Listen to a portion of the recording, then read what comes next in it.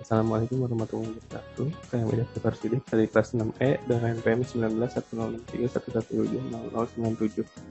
Jadi di sini saya akan mempresentasikan untuk UAS mata kuliah manajemen proyek pelanggar lunak, yang mana akan mensimulasikan aplikasi manajemen proyek, dan aplikasinya sendiri adalah Bitrix 24. Nah, sebelum ke aplikasinya, apa sih Project Management Software itu? Nah, Project Management Software merupakan aplikasi yang dirancang untuk memfasilitasi pengerjaan proyek dan membuatnya lebih efisien. Aplikasi Project Management bisa diatur sesuai dengan kebutuhan organisasi sehingga dapat digunakan oleh berbagai jenis dan ukuran bisnis. Nah, untuk kutipan ini saya ambil dari talenta.com. Jadi kurang lebih project management software itu merupakan sebuah software yang dapat memudahkan kita atau sebuah organisasi melakukan sebuah project, sehingga si project tersebut dapat bekerja lebih efisien dan lebih terorganisir. Nah, untuk macam-macam software manajemen proyek sendiri itu ada banyak softwarenya. Di antaranya ada Monday, Asana, ClickUp, Trello, Bitrix 24, dan lain-lain. Nah, yang akan kita bahas di sini adalah Bitrix 24. Nah, Bitrix 24 itu apa sih? Bitrix 24 adalah sistem kolaborasi berplatform web yang diluncurkan pada tahun 2012. Bitrix 24 menyediakan rangkaian kolaborasi alat komunikasi, sosial, dan manajemen untuk tim atau organisasi secara gratis, seperti CRM, ERP, sharing file, manajemen proyek, kalender, dan masih banyak lagi.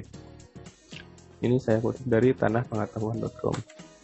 Lalu berikutnya, untuk kelebihan dan kekurangan dari Bitrix 24 sendiri di sini dapat cukup banyak, yaitu untuk kelebihannya sendiri, sistem ERP atau CRM Bitrix 24 bersifat gratis. Nah, di sini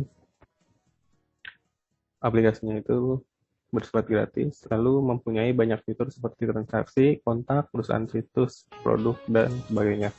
Lalu kapasitas versi gratis cukup besar, mampu menampung 11 user dan kapasitas storage sebesar 5 GB.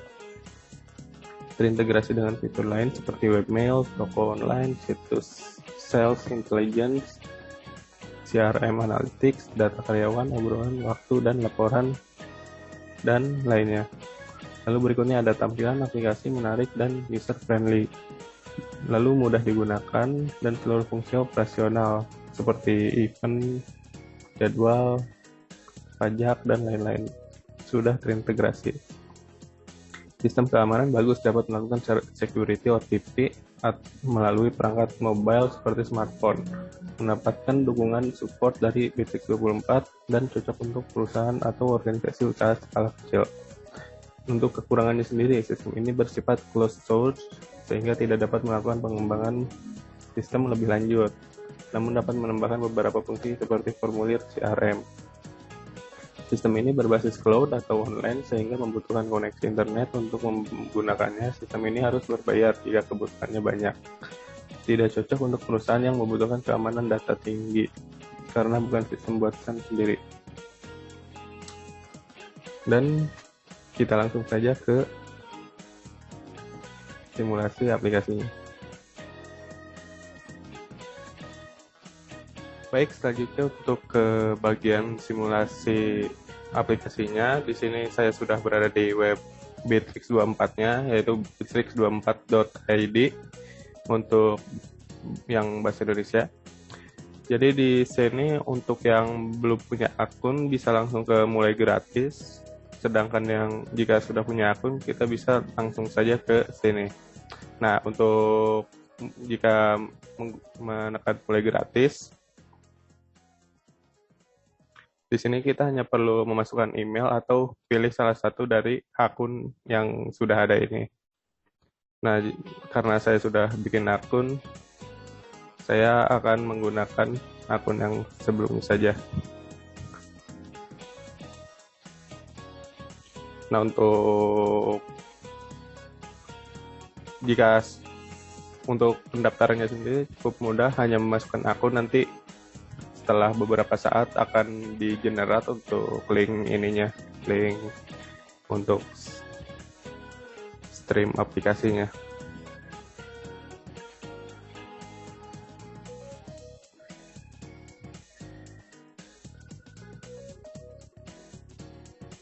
Nah, saya login pakai yang Google.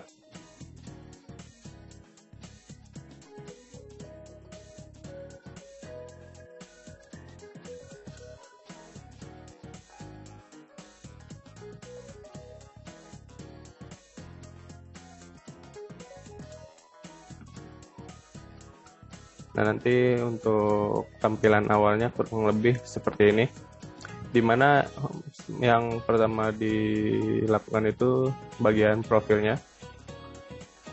Jadi untuk pertama kali masuk sebagai akun baru, biasanya namanya masih belum ada, jadi namanya itu masih nama email. Karena itu kita bisa setting dulu di profilnya. Di sini nama depan, nama belakang.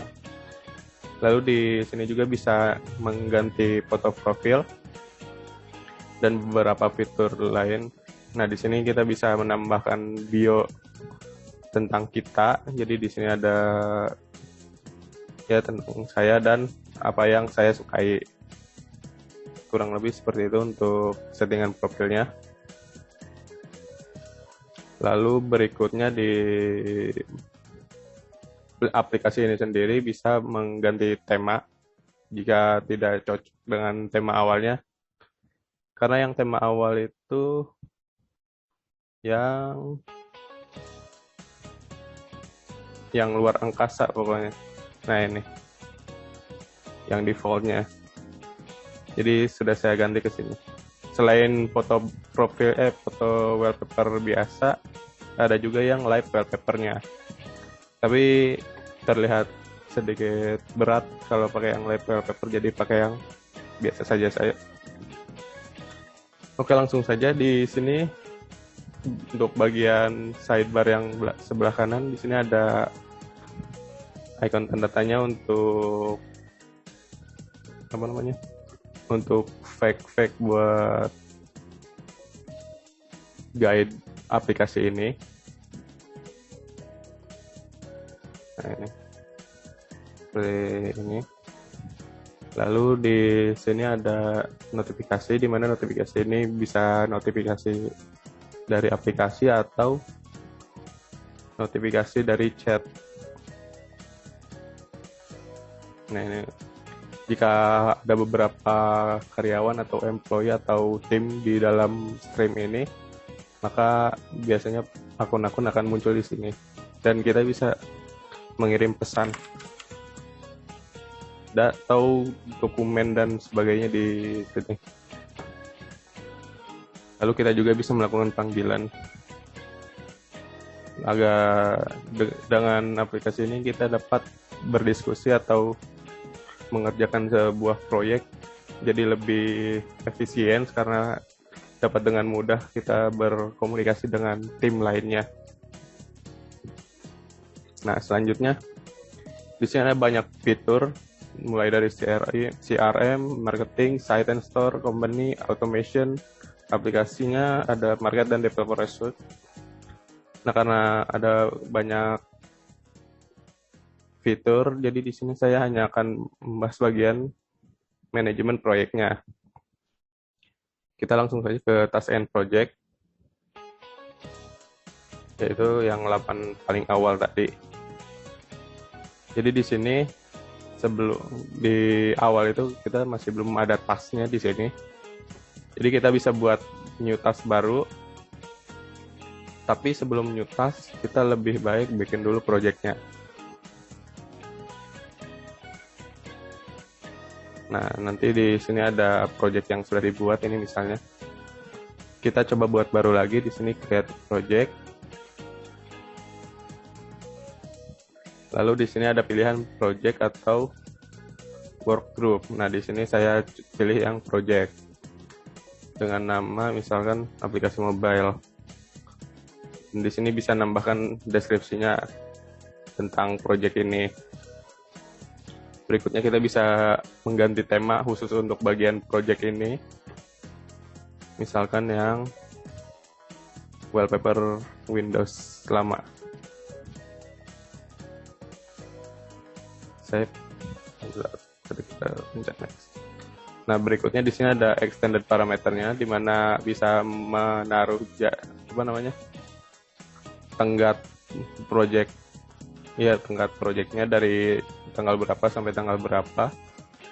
Lalu berikutnya bisa menambahkan tag. Lalu ada fitur-fiturnya. Jadi di sini fitur-fitur ini akan muncul di di tampilan projectnya nanti.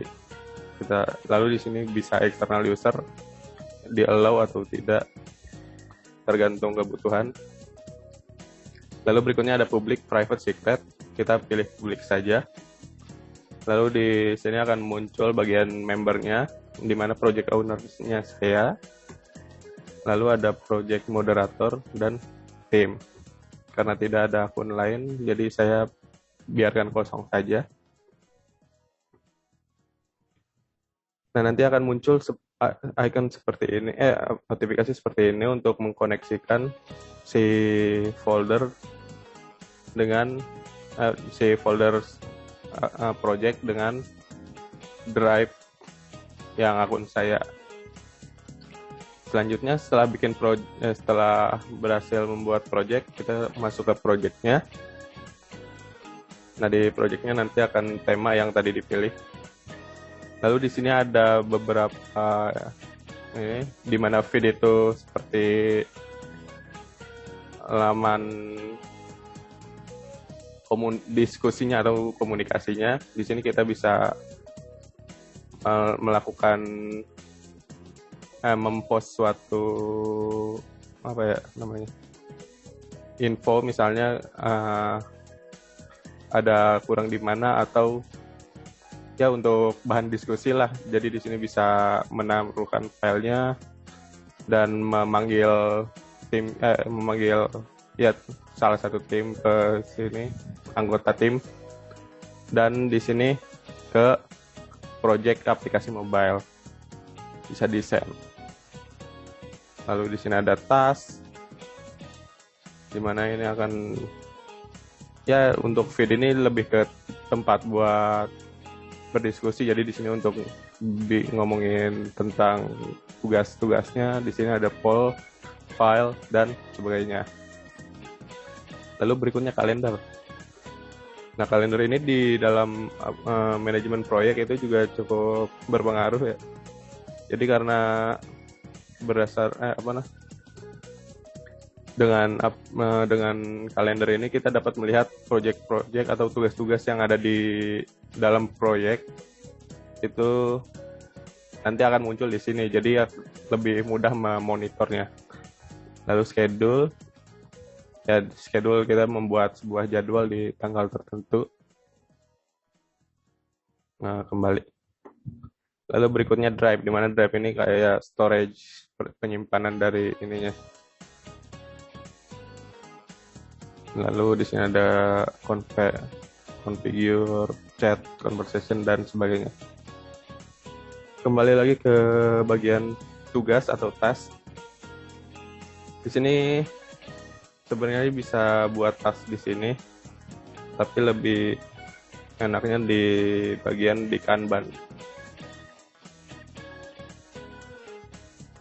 Dimana di Kanban ini akan ada new task, ada in progress dan finish. Akan lebih mudah untuk monitoring. Misalkan tugas barunya itu membuat halaman main app-nya, membuat main menu. Di sini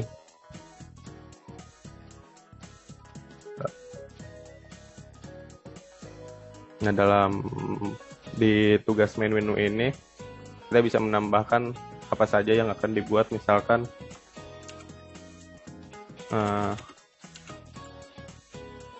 menu-menunya, menu 1,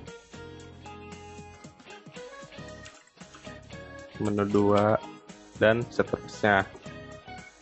Lalu di sini kita dapat membuat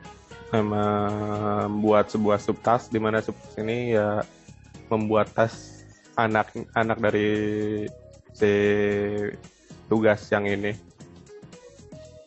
Lalu berikutnya di sini di aplikasi ini juga kita bisa video call, jadi lebih mudah saat diskusi, lebih proper untuk meetingnya. Lalu di sini dibuat untuk siapa dan dibuat oleh siapa tugasnya dan ditanggung jawabkan ke siapa. Di sini karena hanya ada saya seorang, jadi ya sudah saya saja. Lalu kita juga bisa menambahkan partisipan dari tugas ini, misalnya harus dikerjakan oleh beberapa orang, jadi kita bisa menambahkan partisipan dan observer yang mengawasinya. Lalu di sini juga kita bisa menambahkan komen bila mungkin jika ada pertanyaan dalam tugasnya, dan bisa menambahkan high priority atau memberikan kalau tugas yang ini itu lebih prioritas daripada yang lain.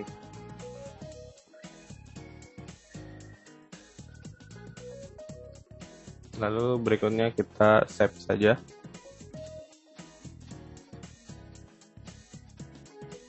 Nah, nanti akan muncul di sini. Jadi kita bisa menambahkan deadline-nya, misalkan harus selesai hari ini.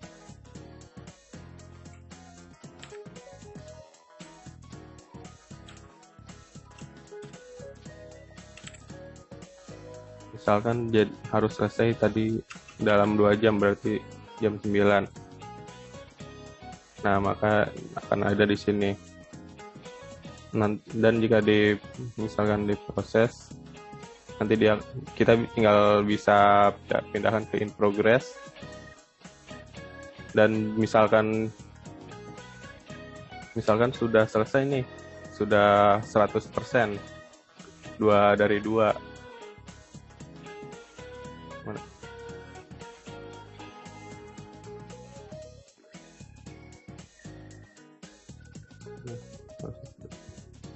Karena sudah dari dulu, kita bisa langsung taruh di finish.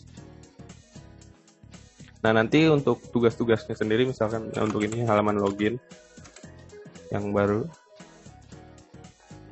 deadline-nya besok misalkan, terus di tugas login membuat bagian loginnya, sama membuat bagian register. Lalu di sini ya kurang lebih sama seperti tadi. Maka nanti akan seperti ini. Jadi terlihat mana yang deadline-nya kapan dan sebagainya bisa terlihat di sini. Misalkan di sini untuk melihat siapa aja yang bertanggung jawab di dalam bagian tugas yang ini.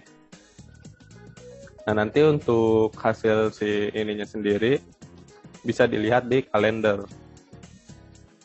Nah, di sini untuk hari ini akan ada harus selesaikan bagian login, dan untuk login bisa dari mulai sekarang sampai besok, sedangkan pin menu harus selesai di hari ini. Jika dilihat dalam dalam kalender seperti ini.